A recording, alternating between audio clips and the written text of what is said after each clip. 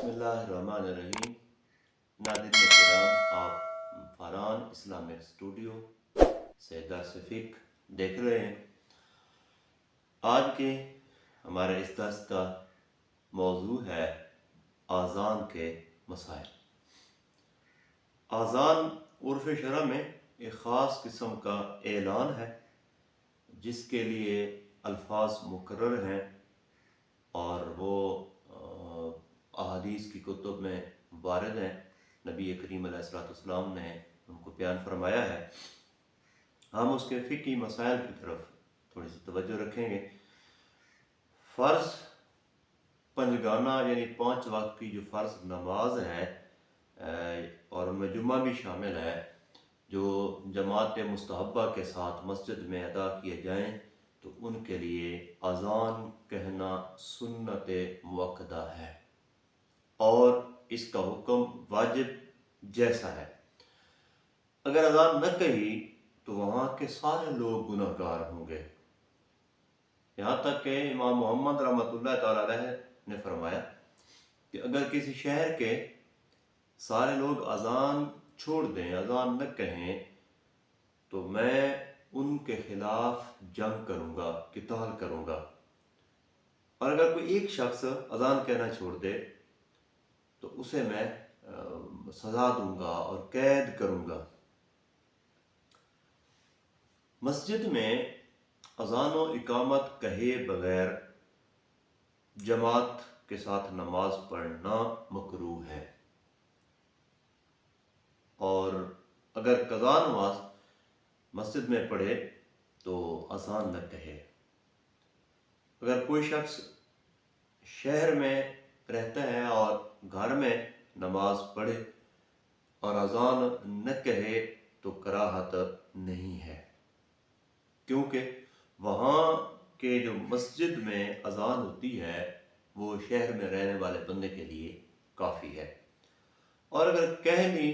तो मुस्तहब है, अच्छा है, सवाब का अमल है, उसको सवाब हो जाएगा। अगर कोई बंदा गांव में रहता है, देहात में रहता है, तो मस्जिद भी उस गांव में है और उस मस्जिद में अज़ान व इकामत होती है, तो वहाँ अगर कोई बंदा घर में नमाज पढ़ता है तो उसका हुक्म भी शहर वाला है, यानी वो भी अगर अज़ान व इकामत नहीं कहता तो मकरूह नहीं है, वो पढ़ सकता है। और अगर गांव में मस्जिद न हो और घर में कोई नमाज पढ़े, जमात कराएं, तो अज़ान व इकामत कह लें। अगर कोई आदमी शहर से बाहर है या गांव से बाहर है, कुछ लोग हैं जो काम कर रहे हैं खेतों वगैरह में और शहर के है करीब, गांव के है करीब वो जगह, यानी करीब का मतलब ये है कि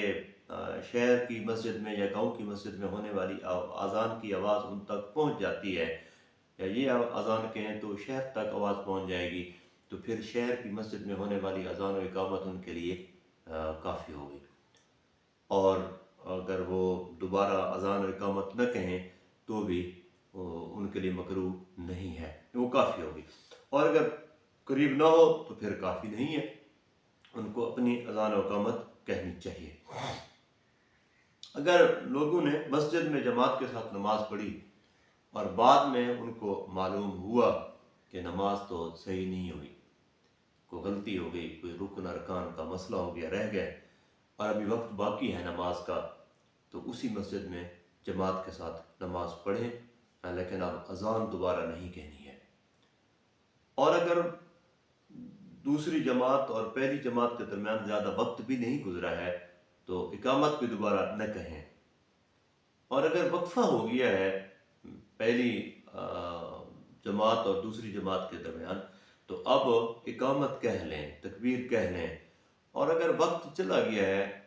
उस नमाज का वक्त बाकी नहीं रहा, बाद में पता चला कि उनकी नमाज तो ठीक नहीं हुई थी, तो मस्जिद के अलावा अगर मस्जिद के अलावा किसी और जगह पे वो नमाज कज़ा पढ़ते हैं तो फिर अज़ान और इकामत के साथ ही उसको पढ़ेंगे,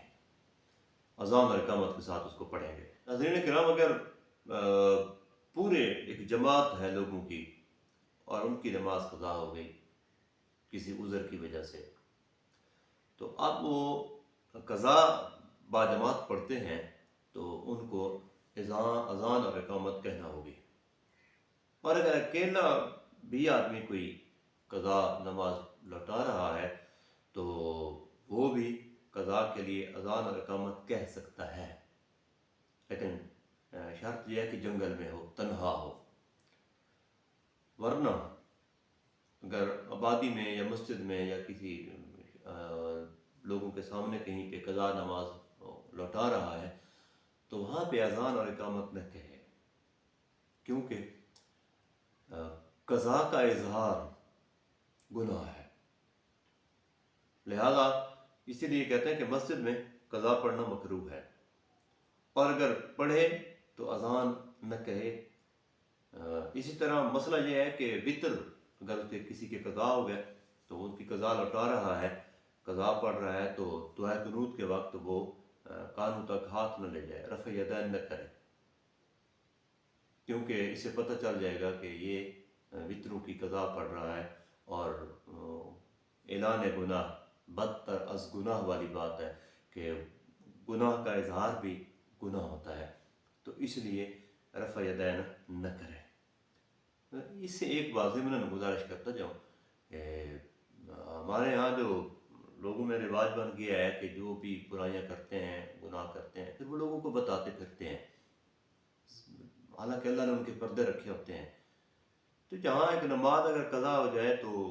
اس کا اظہار جو ہے یہ گناہ ہے، تو پھر اور جو کرتوت کیے ہوتے ہیں تو ان کو بھی بیان نہیں کرنا چاہیے، کیونکہ وہ بھی اعلان گناہ ہوتا ہے اور وہ بھی گناہ ہوتا ہے۔ تو اسی طرح مسئلہ چونکہ ہم وطر کے حوالے سے کہہ رہے تھے،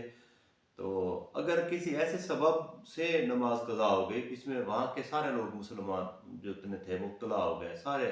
لوگوں کی نماز باجماعت رہ گئی اور قضا ہو گئی، تو وہ اگر چاہے مسجد میں ہی پڑھیں تو اذان کہیں۔ اذان کا وقت ہونے کے بعد ہی اذان کہی جائے، یعنی نماز کا وقت شروع ہو جائے تو اذان کہی جائے، کیونکہ اذان اعلان ہوتا ہے کہ وقت شروع ہو گیا ہے۔ وقت سے پہلے اگر اذان دے دی تو اذان نہیں ہوگی، یا وقت سے پہلے اگر شروع ہو گئی اور اذان کے درمیان میں ہی وقت نماز کا شروع ہو گیا تو بھی اذان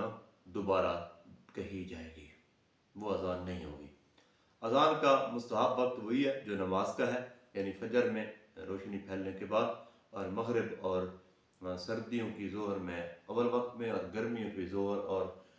ہر موسم کی عصر و عشاء میں نصف وقت گزرنے کے بعد، مگر عصر میں اتنی تاخیر نہ ہو کہ نماز پڑھتے پڑھتے وقت مغروب آ جائے۔ اور اگر اول وقت اذان ہوئی، جس طرح کہ ہمارا معمول ہے، ہمارے مؤذنین حضرات اول وقت میں اذان دے دیتے ہیں، اور آخر وقت میں نماز ہوئی تو بھی اذان کی سنت ادا ہو جائے گی۔ اور خصوصاً مؤذن حضرات سے گزارش کروں گا کہ عشاء کے وقت میں خاص طور پہ وہ اس چیز کی احتیاط کریں، اور اسی طرح رمضان شریف میں جب سحری کا وقت ختم ہوتا ہے اور صبح کی اذان ہوتی ہے تو اس وقت میں بھی احتیاط کریں اور تحقیق کر لیا کریں، یقین کر لیا کریں کہ وقت شروع ہو گیا ہے۔ اس میں کوئی ریس یا کوئی مقابلہ تو ہوتا نہیں ہے، جس طرح کہ کئی علاقوں میں دیکھا جاتا ہے کہ وہ جو ہے نا پہلے کس نے اذان دی ہے، سب سے پہلے اذان دینے کا ایک ریس یا مقابلہ شروع ہو جاتا ہے، تو اس وجہ سے پھر وہ وقت سے پہلے ہی شروع کر دیتے ہیں تاکہ کوئی ہم سے پہلے اذان نہ دے دے۔ تو یہ ایک ثواب کا کام ہے، اور لوگوں کی نماز، لوگ کئی ہوتے ہیں گھروں میں مریض ہوتے ہیں یا عورتیں ہوتی ہیں، وہ اذان کے انتظار میں ہوتے ہیں، اگر اذان شروع کر دی اور کسی نے نماز شروع کر دی اور اس کی نماز وقت سے پہلے ہو گئی تو اس کے ذمہ دار بھی وہ اذان دینے والا ہی ہوگا۔ تو اس لیے خوب پتہ ہونا چاہیے، یقین ہونا چاہیے کہ وقت شروع ہو گیا ہے، اس کے بعد